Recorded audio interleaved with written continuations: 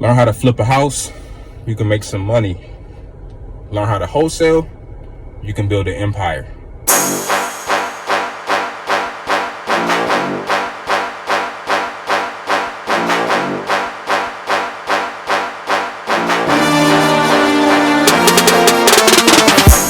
What's up, guys?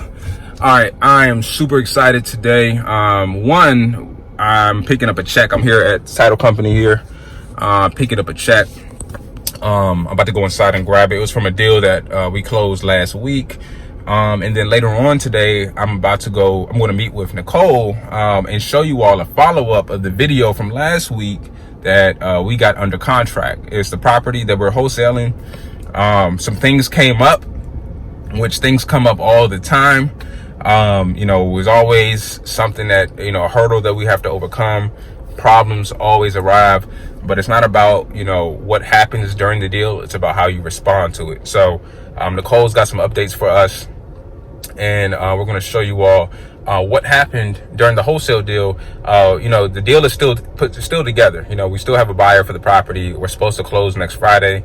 But some things came up that affected the bottom line, or our bottom line on the deal. But we're going to show you all, what we did to overcome that and still make out on top. And actually, we're going to make some more money on the deal than we even expected to.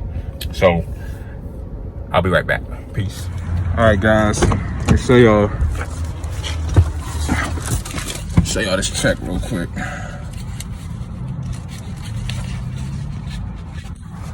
You can see, not a huge deal, but just want to show you all the deal we just closed, picking up this check, and on to the next one. We got another deal closing next week. Just wanted to show you all the proof, because there's a lot of fake gurus out here, a lot of fake real estate gurus not really making money, just trying to sell their information that they found on YouTube. All right, I'm gonna link up with Nicole and we're gonna get this day started. Peace. What's up, y'all? All right, we're here. Welcome back. Yeah, we're back at the property. If you remember last week, we had some buyers come to the property. They decided to actually buy the property, and what they get it under contract for? 300. Yeah, 300. So we told them 310. That would give it to 20K spread. They ended up taking it at 300, but there's a reason why, and that's because we got a foundation issue in the basement. You want to show them? Yeah, let's go. Let's take y'all through, show y'all what's going on.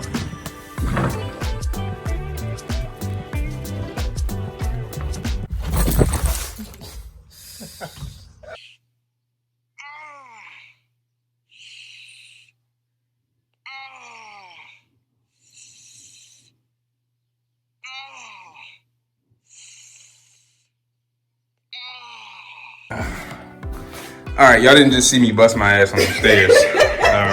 That's what scared me the last time. Yeah, I literally bust my ass. Yeah. Anyways, all right. So y'all can see the perimeter around. There is some foundation issues. So you see the crack along the wall here.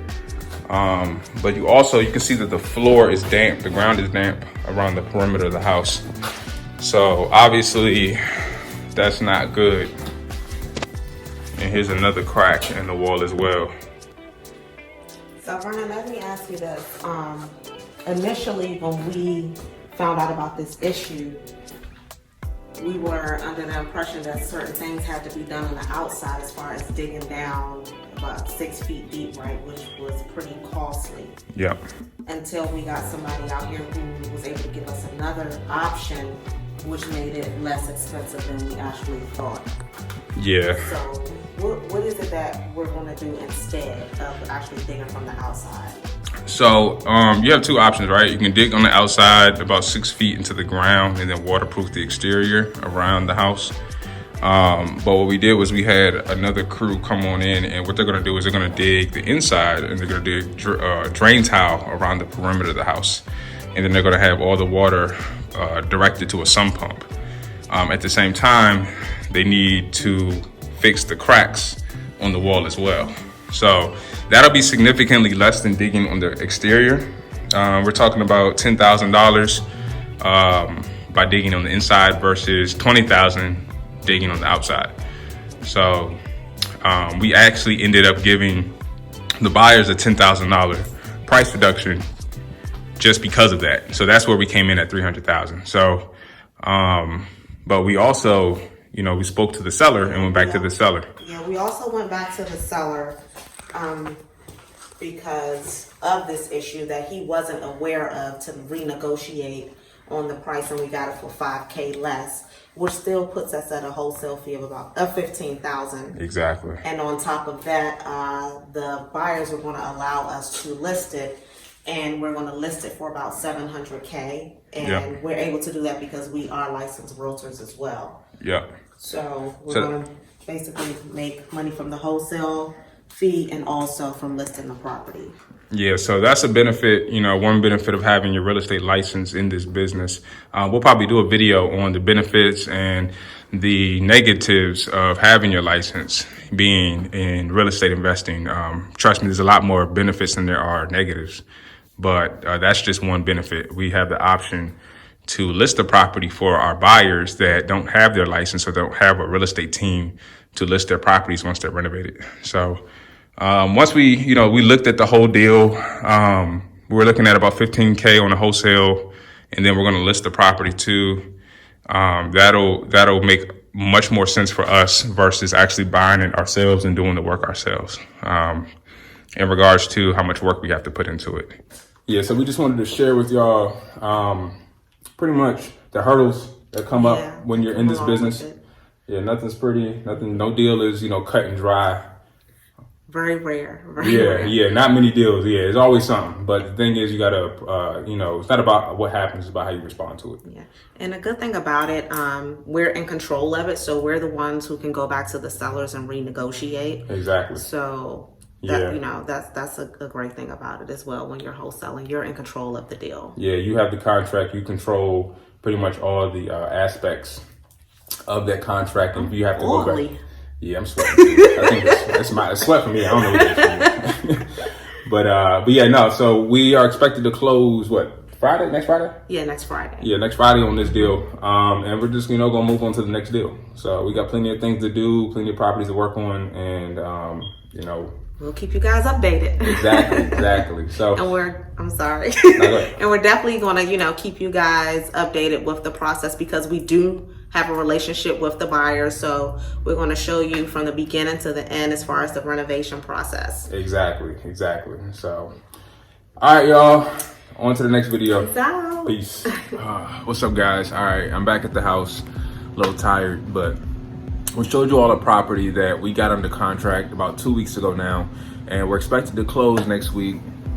And we had a hiccup during the process of actually finding a buyer and closing on it. We found a buyer, no problem, but we also came up on a foundation issue on the property, and I just want to share that with you all. Deals are going to, not be perfect. Honestly, I don't even know if there's a such thing as a perfect deal, but during any transaction, there's going to be things that come up that are going to affect the deal. You can cry about it, you can whine about it, but at the end of the day, you have to overcome it. Now, in this specific deal, we got the property under contract for $290,000. We tried to find a buyer at $310,000. The buyer agreed verbally for $310,000, but after having their 3-day inspection, they found a foundation issue and they wanted a discount. So what we did was we sent out, I sent out one of my contractors that does foundation work, and they came up with a strategy that's going to get the work done for $10,000. So we went back to the buyer and said, hey, look, considering it's going to take $10,000 to get this work done, we'll give you a discount. So we gave the buyer a $10,000 discount, but we went back to the seller and asked for a $10,000 discount. Now, he wasn't too happy about it, but he did negotiate with us, and we came on a $5,000 discount. So now we have the property for $285,000. We're gonna make $15,000 in a wholesale fee. But since we went above and beyond the call of duty for our end buyer, the end buyer, out of good faith, promised to list the property with us. Now, They're doing that because, again, we negotiated with them. They said that they had an issue with the foundation, and, we went out and got a quote for what it's going to cost them. And, they were appreciative of that, and they decided to list the property with us. So that's going to be another about $20,000 when we list the property that we're going to make on the back end of the deal. Now, I want to touch base with you guys just a little bit about that. I'm a real estate investor. Nicole is a real estate investor. We have a real estate company.